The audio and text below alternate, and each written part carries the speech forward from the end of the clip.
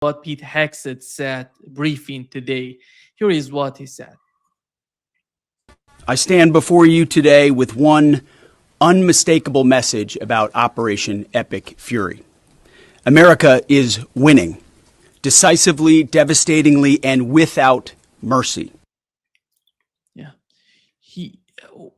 What is your understanding of who is he addressing? Is he talking to the press, to the Democratic Party? He's talking to the people in the United States. He's talking to the people in the region, in the West Asia.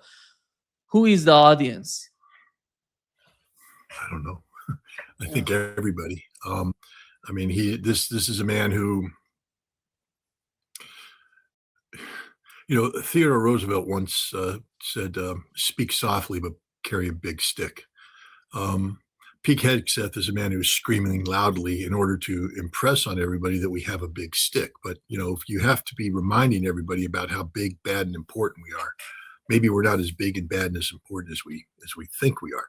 So I think there's a lot of bluster going up here to disguise the fact that we're in trouble in Iran, and he's doing his best to distract people from digging too deep into the fact that Iran has the strategic initiative. It's the United States that's reevaluating its plans every 24 hours, not Iran. And it's Pete Hegseth that has to go in front of people and play the role of cheerleader. Yeah.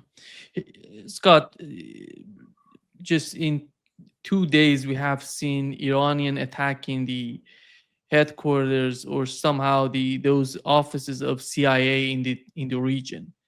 And how do you see this strategy on the part of Iranians? Because they started with it's not just about that Iranian drone strike we had on US-based ammunition warehouse in Iraq as well.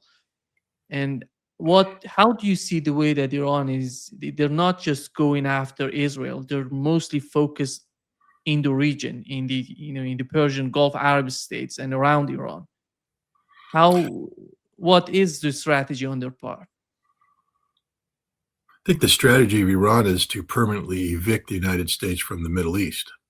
They're attacking the military installations, they're attacking diplomatic facilities, they're attacking intelligence facilities, and they're attacking the nations that play host to these. So I think Iran is setting the conditions for eventual conflict termination, which will be Iran will stop these attacks when these nations kick the United States out of their soil. Yeah. And today I talked with Laith Marouf, who is in Beirut. He said that Hezbollah is attacking Israel and they're feeling that there is no air defense system, and everything they send, they get into Israel without having any problem. What is your understanding, and how do you see the interceptors right now in Israel? Well, I mean, what we're experiencing right now is a continuation of the 12-day war. And we know at the end of the 12-day war, neither Israel nor the United States nor the two of them, operating together had a solution to the Iranian ballistic missile threat. And that's been played out today as, the Iranians are launching attacks that are penetrating the defenses and inflicting serious harm on Israel. We now see Hezbollah, engaging in this conflict. I don't know the specifics of the weaponry that are being used by Hezbollah, how sophisticated they are.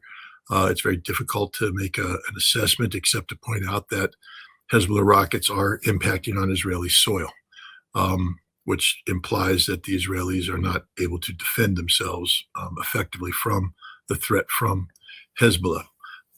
I can't wait to see what happens when Ansarallah enters the fray and starts firing its missiles and drones. I think we're looking at a conflict where assumptions had been made about the effectiveness of air defense that have been proven wrong, and this is going to require a continuous readjustment of war plans on the part of Israel and the United States and their Gulf Arab allies.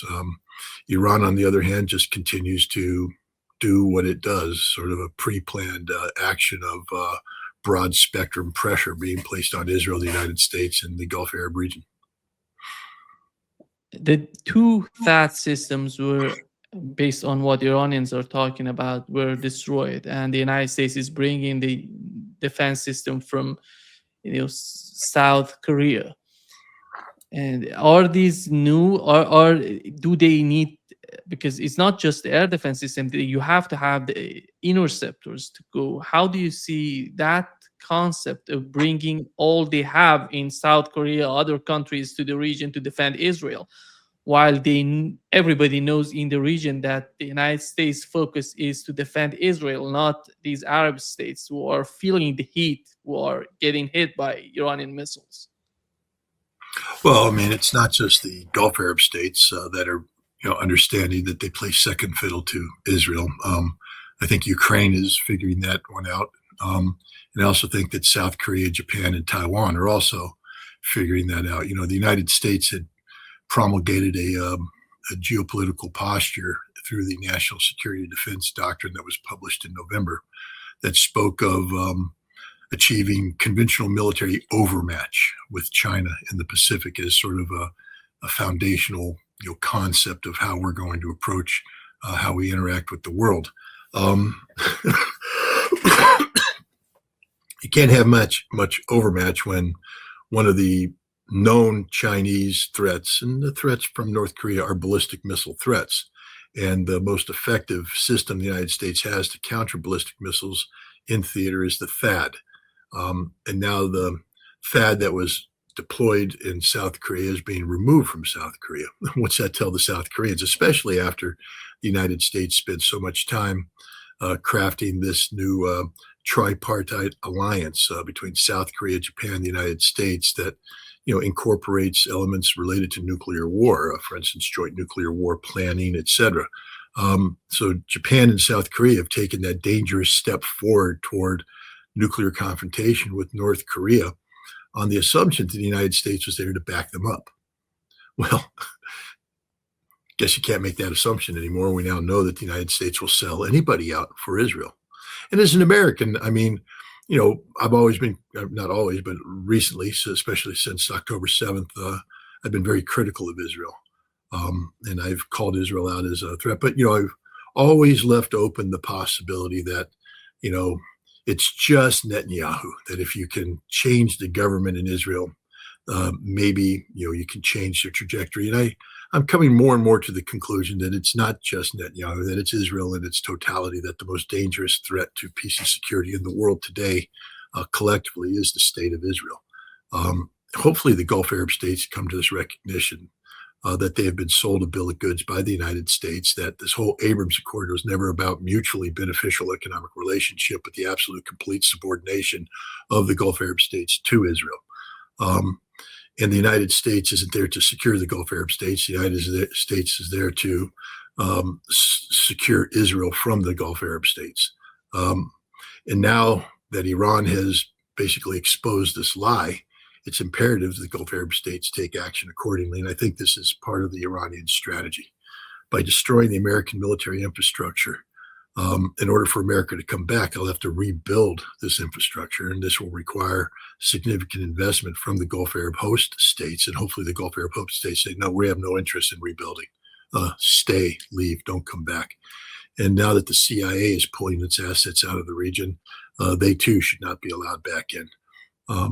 And this is just a statement of fact that the Middle East has been infected by a cancer that is the American-Israeli posture, and that cancer has to be excised. And I think that's what Iran is in the process of doing. And even though I love my country and all this, you have to call a spade a spade. And right now, the United States is facilitating the genocide that Israel committed against the Palestinians, facilitated the slaughter of Lebanese civilians through the bombing of Beirut, and now is facilitating a genocide type attack on Iran by Israel. Take a look at what Israel is doing to Tehran. They're in the process of turning Tehran into Gaza, and they're proud of it. They're bragging about it. So we now have seen evil. We know what evil looks like, and it's time for the world to collectively work to eradicate this evil. And to weaken Israel, you have to get the United States to eliminate its aggressive posture geopolitically and militarily in the Middle East. It's not just about, Democrats. We have Republicans coming out talking and trying to make the case against Donald Trump and what he's doing. Here is what Marjorie Taylor Greene said on Megyn Kelly's show. Trump has said repeatedly on camera and in interviews, he doesn't think he's going to heaven. Well, I want to ask a question, a serious question. What is in his mind? What is his mental state? If he doesn't think he's going to heaven and he is a man towards the end, he's in the fourth quarter, he's towards the end of his life. How does that pan out for the rest of us when we have a president of the United States who doesn't think and is convinced he's not going to heaven? What does that mean his decision making is? He already said to the New York Post today that he doesn't care about the polling. He doesn't care about what the American people think, and he may put troops on the ground. He took this is going to be a few-day war, to now it's going to be maybe 4 weeks or more. I want to say, what is happening to the man that I supported, you supported, the man that denounced what happened in Iraq, the man that said no more foreign wars, no more regime change, promise it on the campaign. J.D. Vance promised it. Tulsi Gabbard promised it. All of them promised it. And we're a year in, and we're in another fucking war, and we've got American troops being killed. I think it's time for America to rip the Band-Aid off, and we need to have a serious conversation about what the fuck is happening to this country and who in the hell are these decisions being made for, and who is making these decisions. I think many people are talking this way and they're angry with Donald Trump.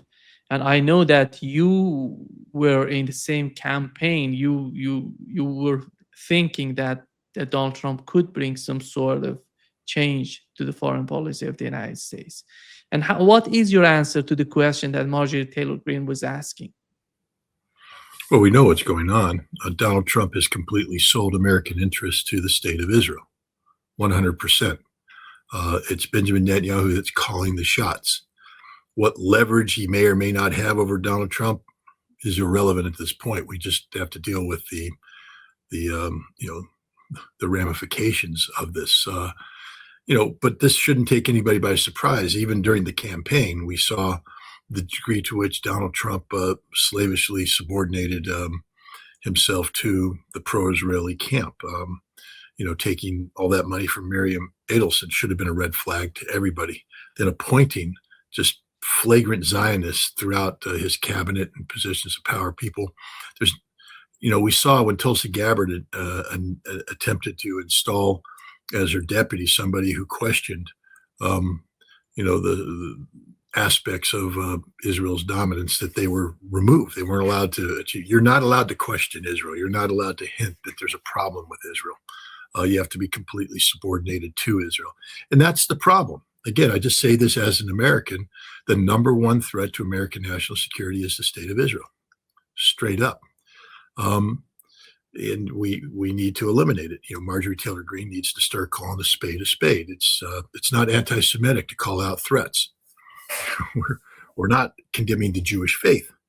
We're condemning this perverse Zionist entity that has assumed a biblical, title in order to corrupt America, corrupt democracy, and corrupt the region and corrupt the world. Israel brings nothing positive to the stage. Israel's a parasite on the global community. It exists to suck the lifeblood out of the world solely for its benefit.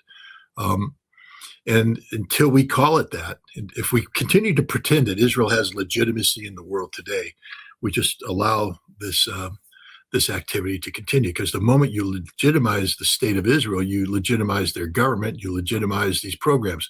If Israel is legitimate, the government's legitimate, then therefore, there's a limit to the umbrage and anger and angst that we can have about the recruitment of Jonathan Pollard, an American naval analyst who sold out his country in the worst possible way. He gave away, the volumes on, American SIGINT collection, it cost us billions of dollars to gather that information. Much of that information was related to very sensitive things, to include America's nuclear war plans.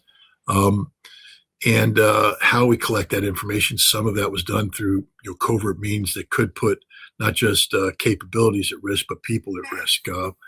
Putting brave people's lives on the line who were doing things for their nation. Jonathan Pollard sold that out to Israel. Then Israel went ahead and sold that out to get Jews out of the former Soviet Union.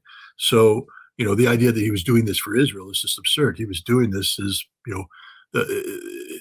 is part of a global,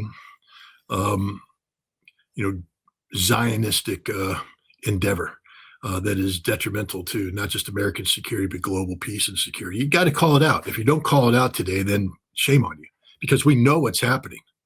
We're just not allowed to say it. But it's time that we call it out straight up, and that includes calling out the Gulf Arab states. I mean, when are the population of the Gulf Arab states going to realize that their monarchies have sold them out to the state of Israel, have become completely subordinated to the will of Israel? I mean, my God, the Palestinian people have a genocide committed against them, and the Gulf Arab states are silent. Now we know why, because they're actively complicit with the Israeli government in the conduct of this genocide. And now they're transferring that genocidal behavior onto other Arab populations in Lebanon, and now the population of Iran. We just got to call it out. And if they can't call it out, then they need to be removed. And so, yes, I'm actively encouraging the populations of the Gulf Arab monarchies to rise up and remove their corrupt regimes from power, because they're not serving you. They've abandoned you, just like the United States has abandoned them. Maybe the light's gone off, and they realize as they sit there and beg for more interceptors that we're not giving them, because we're giving those interceptors to either our forces protecting Israel or to Israel directly. That all the promises we made over the course of the past several decades, that we are the security shield, dating back to the Carter Doctrine of 1979. We are the shield that will protect you. We're not going to protect you. We're abandoning you. And when it's all said and done, we're going to want you to keep your doors open so we can come back and reassert ourselves. That can't be allowed to happen. But,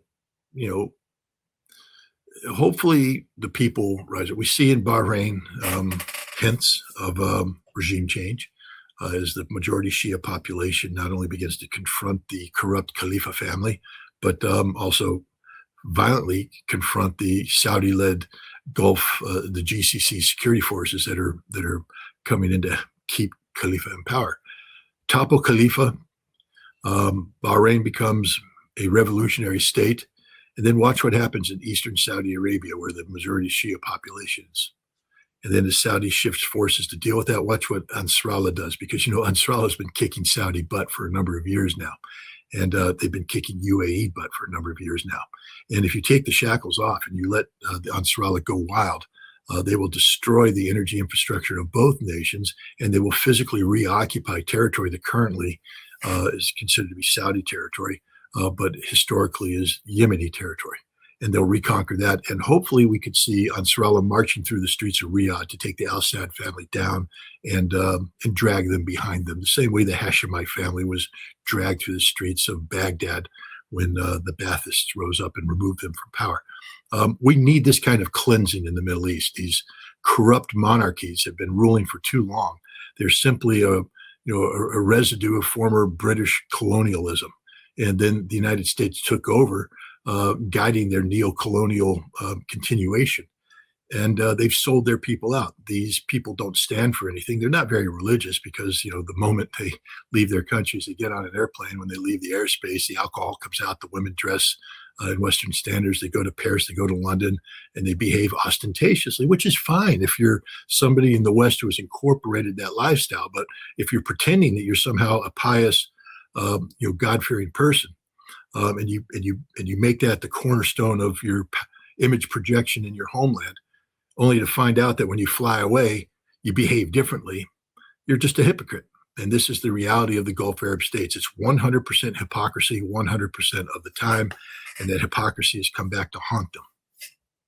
How powerful are they militarily if they decide to go to join the United States? Because many people in the Persian Gulf, they're talking about, we are getting angry, we're going to I hope they get really angry. I hope they stamp their feet and turn purple in the face. Saudi Arabia has been trying to defeat Nasrallah since 2014, and they haven't done it. Nasrallah. The United Arab Emirates joined in with Saudi Arabia to try and defeat Nasrallah since 2015, perhaps. Haven't done it. Can't do it. United Arab Emirates, their military is 85% mercenaries. So, I mean, what, you're going to tell me a UAE is going to Are they stamp from his Pakistan or? Pakistan primarily. They come from Pakistan, India, other Bangladesh. But the point is, they're not Emirati, citizens. Emirati citizens are fat, pale, soft hands, soft skin, effeminate, because they don't know how to fight, because they don't want to fight. They let other people do their fighting for them. I mean, you'll find a couple spoiled princes because they have the lifestyle. They go to the gym and they run and they have chiseled features. But put them in a ring against the kid from the Bronx, and we'll stomp him into the dirt, because the kid from the Bronx can take a punch, been taking a punch his entire life. But these soft Emiratis, they can't take a punch, because anytime anybody threatens them, they snap their fingers and their Pakistani bodyguards come over and beat the people into a pulp. This is the reality of the totality of these Gulf Arabs. There's not a single one of them that measures in any degree of manhood. They hide behind money, money, money. They buy their way out of everything. I said this to Major General Matt Caulfield in August, I think, of 1990. I was called in. I was being pulled out of the amphibious warfare school to be sent to a special planning cell that the Commandant of the Marine Corps is putting together to plan amphibious warfare options. And Matt Caulfield wanted to, because I was a captain going into the company of colonels, and I was recommended by some people, and he was like, I got to find out why they're recommending a captain. What the hell does a captain know? And he started questioning me. And at the end, I said, sir, he said, what do you believe in? I said, we're fighting the wrong Arabs. I said, the Iraqis are hard working. I mean, when you want to dig a ditch in Iraq, the Iraqis dig the ditch. When you want to get something done, the Iraqis are doing it. You go to Kuwait and they farm it out because they're just fat, obese, rich, perverted people. We're fighting the wrong Arabs. We should be fighting the Kuwaitis. We're fighting the Saudis. And he was like, why do I want you on this project? I said, well, you asked me a question. I gave you the answer. But if you order me to plan a military operation, I'll plan that military operation. That's my job. That's my duty. But my duty isn't to blow smoke up your ass. My duty is to answer the question that you give me honestly and accurately. Like that answer. And so I plotted a war against Iraq, knowing the whole time we're fighting the wrong Arabs, because the Iraqis are far more men than any Gulf Arab state will ever be. The Gulf Arab states can't fight, don't know how to fight, won't fight. They farm it out. I was in a hotel in Riyadh before the war started. We would take our meals there. We worked down in the bunker of the Ministry of Defense building. So we'd go across the street, and they had this, I think it was a Sheraton hotel, had a nice, buffet spread. And so we would go there, and the Saudis paid for it all because they got a lot of money. And so we're sitting there, and I had just spent the day, preparing, going through target lists and all this stuff about a conflict we're getting ready to fight to liberate Kuwait from Iraqi occupation. And at the same buffet were a bunch of Kuwaiti princes who had fled Kuwait City and were now taking refuge in Saudi Arabia. And we overheard them. They were sitting there talking to their Saudi hosts, and they said, these Americans are our mercenaries. We're paying them to come here and liberate. And the lieutenant colonel I was with basically ordered me out of the room because he saw that I was going to get up. I was going to go over there, and I was going to beat the living shit out of this Kuwaiti, stomp him into the ground. I'm nobody's mercenary. I take the orders only from my legitimate chain of command. It was deeply insulting. But the problem is that's their mindset, and that's how they view everything. They don't view anybody as their equal. They don't view anybody as a partner. You are a paid servant. When they pull out their wallet and they start putting money on the table and you take that money, they believe they own you. And in fact, they do, except now what they're finding out is they've been played the whole time, that we've let them sit there and treat us to free lunches and free hotel rooms and free this, and they buy our goods. But at the end of the day, all they're good for is facilitating the desire of their Israeli masters to promote greater Israel. What do you think the Abrams Accords is? It's not about, collective empowerment through economic development. It's not about mutual beneficial relations. It's about the Arabs subordinating themselves to a greater Israel. 100%. That's all it's about. And that's what they've done. That's what these perverse, fat, pale, effeminate, non-men rulers of these nations have done. And I'm going to say, I'm just tired. We have to start calling it out. You can't solve a problem unless you accurately define a problem. And so if we continue to pretend that Saudi Arabia is a military power when it's not, Ansarallah can defeat Saudi, and I pray they will. If Ansarallah is listening to this, march on Riyadh. Do it. Do it. Get rid of this ridiculous Al Saud family that only came in because a bunch of Wahhabis ran around in camels and intimidated other Bedouin tribes in the 1920s and 30s. That's it. There's no legitimacy here. There's no mandate from God. They just happen to be a tribe, Al Saud, that had better camel operators than everybody else. It's the same thing with the rest. The Emirates, the British put them in. The British put everybody in. It's colonial legacy. There's no legitimacy. They have no mandate of the people. There's no democracy. And then they got lucky because they happen to be sitting on a bunch of oil and gas that has now made them richer than they can possibly imagine. But the money doesn't bring legitimacy. The money just makes them rich. Legitimacy has to come from standing for something. Standing for something. They don't stand for democracy. They don't stand for liberty. They don't stand for justice. They're just rich. That's it. And they believe that they could sit there and leverage their control of the United States into controlling Iran.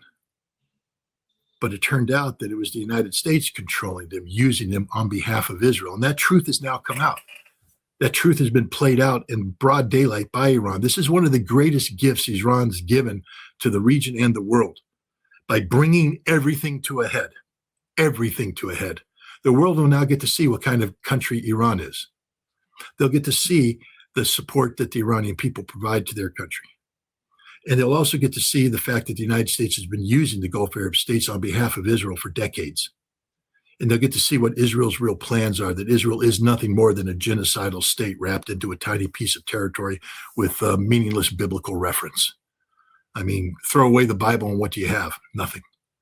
So the Bible is what these Zionists are abusing to pretend that they have legitimacy, that they are God's chosen, that somehow Israel, the Israel of today, is part of a 3,000-year-old legacy. This is what, of course, the Christian Zionists believe, Mike Huckabee and Ted Cruz and others.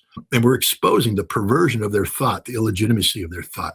So this war, in many ways, is a clarifying moment. It's a tragic moment. And I wish it hadn't come to this. But now that it's here, we might as well just embrace all ramifications and call it out as we see it. It's not a time to hold back. It's not a time to continue to shield the truth. It's time to be brutally honest about everything. If you're out there and you want to be pro-Israel, say it. Acknowledge it. Be honest about it. Be honest. Because the people are tired of the lies. They're tired of the lies. It's time we have the truth. And if America truly wants to be a nation that has foregone its status as a constitutional republic, wants to operate as nothing more than a collective of sheep underneath a cult of personality serving the interests of greater Israel, fine. Fine. Just be honest about it. We have an election coming up. Tell the American people that's what they're voting for. When you vote for me, Donald Trump, or vote for my party, what you're voting for is greater Israel. We're not hiding it.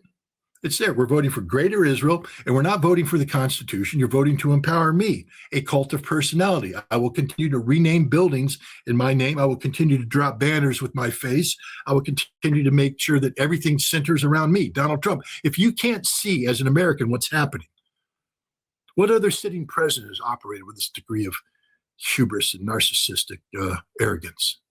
None. America is infected with a sickness, a disease that's destroying what we are.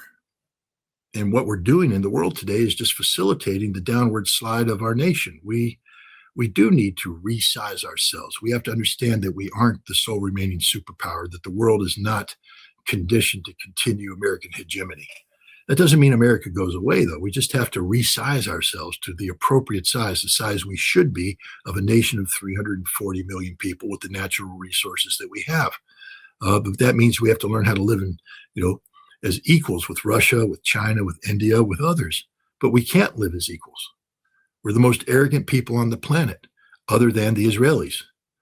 And we've subordinated ourselves to the Israelis. So there we go.